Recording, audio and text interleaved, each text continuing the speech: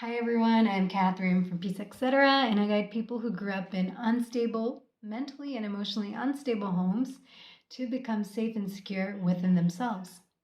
So today I wanted to talk about what lies behind needing my mom's love and acceptance, or what lay behind that, because that drove my behaviors.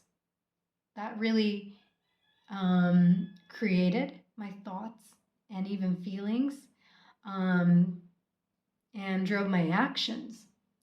And what I realized, it's not just that I wanted her love and acceptance, it was that my physical safety and security, so in other words, survival,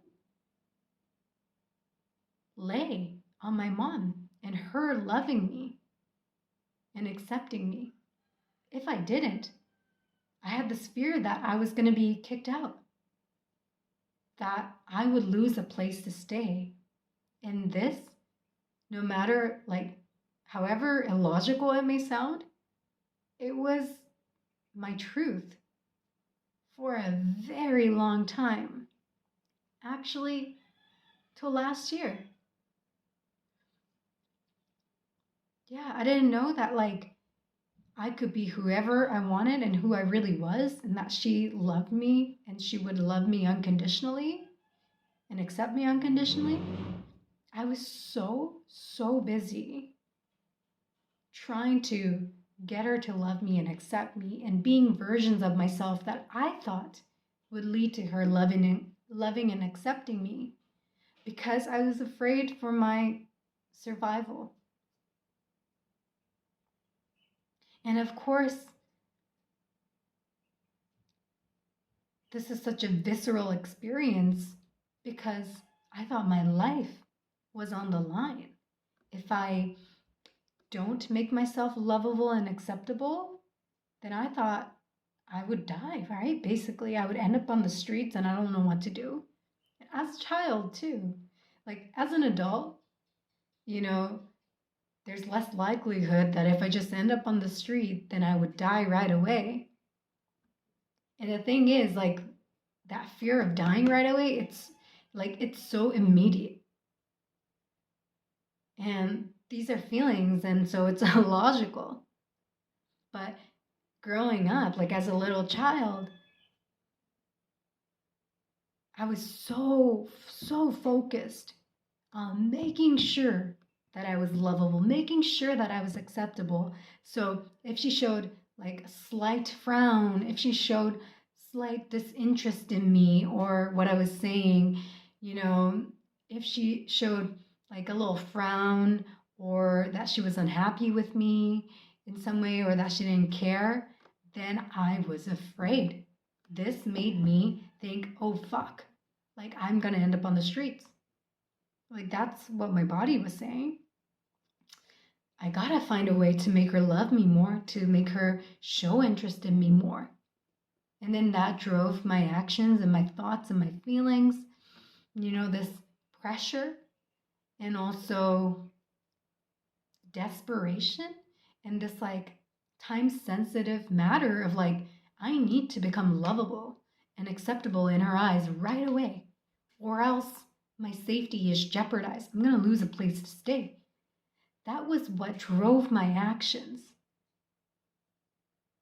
for a very long time, until I really started healing my inner child, because I was experienced that kind of same, how do you call it? Same desperation for survival and same fear for survival at the end of my marriage, which drove me to inner child healing. Through inner child healing, I realized that everything was dependent on making sure that I was safe physically, that I had a place to stay as a child.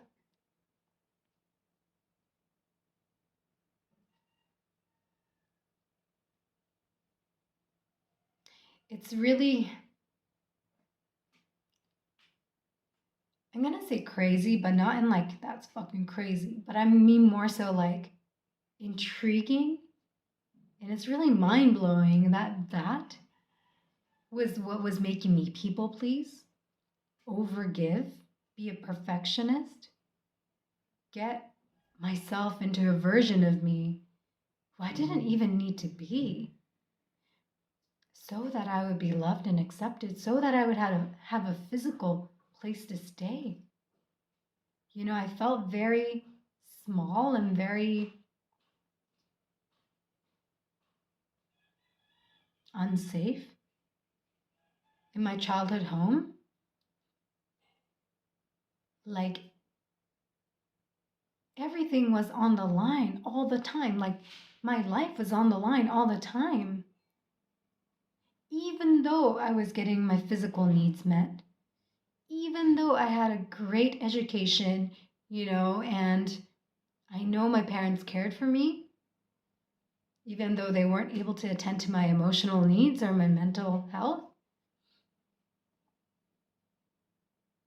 even though I had everything, you know, and I traveled, like I got to know my other culture. I was living in Japan and I got to travel to Canada like every year. And on paper, like I had everything, but at the same time, I was living life on such a tightrope. Like if I do something wrong, one thing wrong, then I thought I was gonna die. That was how pressured I felt. And this sort of, in Japanese, it's called atsu. It is pressure, but also like, yeah, like I couldn't mess up. That's the amount of pressure I felt for life.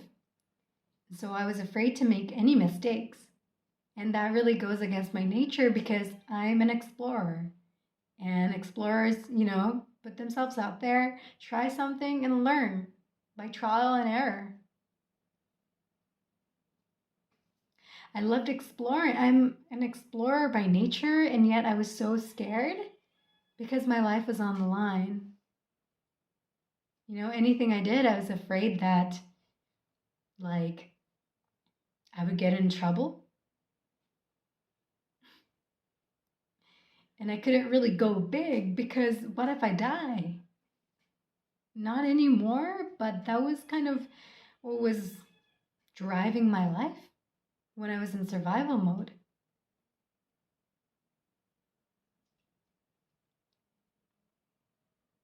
Inner child healing is amazing because it reveals these kind of pressures, these kind of beliefs, perceptions, you know, and your attitudes.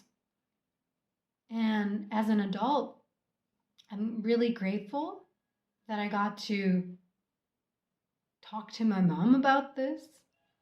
And, you know, of course, I didn't go into this much detail, but I did tell her, like, I was afraid of losing my home if I, in any way, acted in a way that you didn't want me to.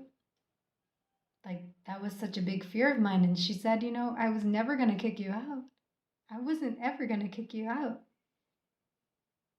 And so that reassurance came years later.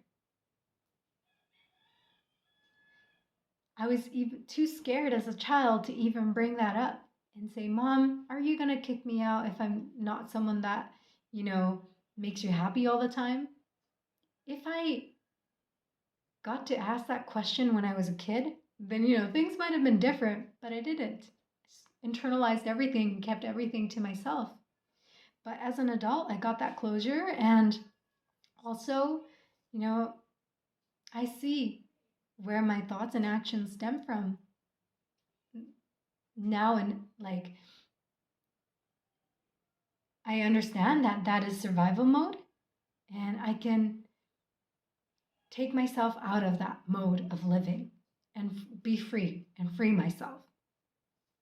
And know that my safety and security doesn't come from survival mode behaviors. And anytime these thoughts come up, I don't need to follow them. And anytime like survival feelings come up, I know that it's rooted in my past and I can attend to it. And I know that when I'm myself, my physical safety and security is not in jeopardy, that I'm still safe and secure and provided for no matter how I am. When I'm unconditionally loving and accepting myself, I am physically safe and secure. So, thank you so much for listening for this long. And I hope there's something in this message that helps you in your journey of going from survival mode to freeing yourself to freedom. And if you have any comments or questions, feel free to leave them down below and share this message with your friends, with your loved ones. Like and make sure to subscribe or follow. Thanks for being here.